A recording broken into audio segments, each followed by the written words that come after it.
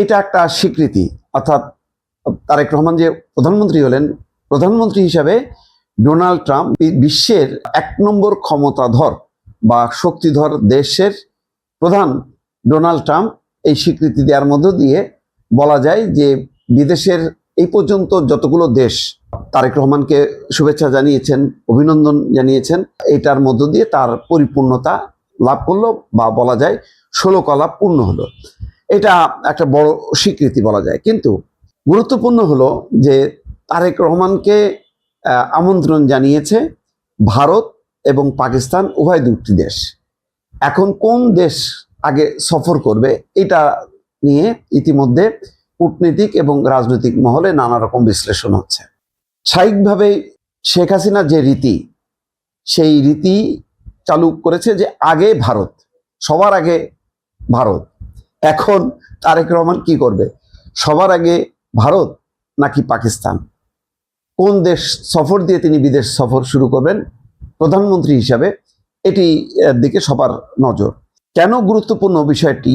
আগে ভারত কেন, আগে পাকিস্তান না কেন, অথবা আগে পাকিস্তান কেন?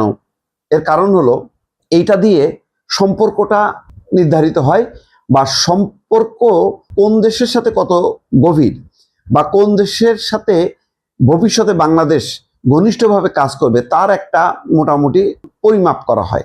যেমন মালদ্বীপের ক্ষেত্রে নিশ্চয়ই দেখেছেন, মুইজ্জু নির্বাচিত হওয়ার পর প্রথম সফর করলেন তিনি চীন সফর করেন, এবং এটি নিয়ে একটা উত্তেজনা তৈরি হয়েছে। কারণ এর আগের রেওয়াজ ছিল মালদ্বীপে যিনি প্রধান রাষ্ট্রপতি হবেন, নির্বাচিত হবেন, প্রথম তিনি ভারত সফর করবেন।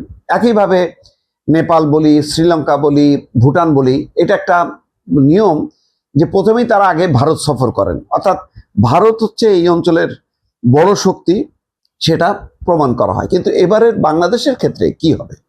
বাংলাদেশের ক্ষেত্রে যে নানা রকম হিসাব নিকাশ, সেই হিসাব নিকাশ হচ্ছে এই যে বিএনপির প্রতি কোন রাষ্ট্রের সমর্থন ছিল এবার নির্বাচনের ক্ষেত্রে, এটা নিয়ে একটা কনফিউশন তৈরি হয়েছিল। শেষ মুহূর্তে নির্বাচনের আগে ধারণা করা ছিল যে জামাতকে যে কোনো মূল্যে চায় আমেরিকা, আর ভারত চায় হচ্ছে বিএনপিকে। এটা নিয়ে কিন্তু বেশ একটা উত্তেজনা তৈরি হলো, এবং রয়টার্স সহ ওয়াশিংটন পোস্টে যেই লেখা হলো, তারপরে ফোনালাপ ফাঁস হলো, তাতে দেখা যাচ্ছে যে আমেরিকা চায় জামাত আসুক। জামাত অত্যন্ত সংগঠিত একটা দল, এবং এই দল আসলে একটা স্থিতিশীলতা থাকবে। কিন্তু একই সঙ্গে প্রশ্ন উঠলো যে জামাত ক্ষমতা আসার সাথে সাথে অস্থিতিশীলতা, দুই দেশের মধ্যে পারস্পরিক যে সম্পর্ক, সেই সম্পর্কের একটা টানাপোড়েন শুরু হবে। সব মিলায় বেশ উত্তেজনাকর পরিস্থিতিতে পরে দেখা গেল যে আসলে বাংলাদেশে প্রধানমন্ত্রী হিসাবে তারেক রহমান নির্বাচিত হোক বা বিএনপি ক্ষমতা আসুক, এই চাওয়াটা ভারত এবং আমেরিকার যৌথভাবে।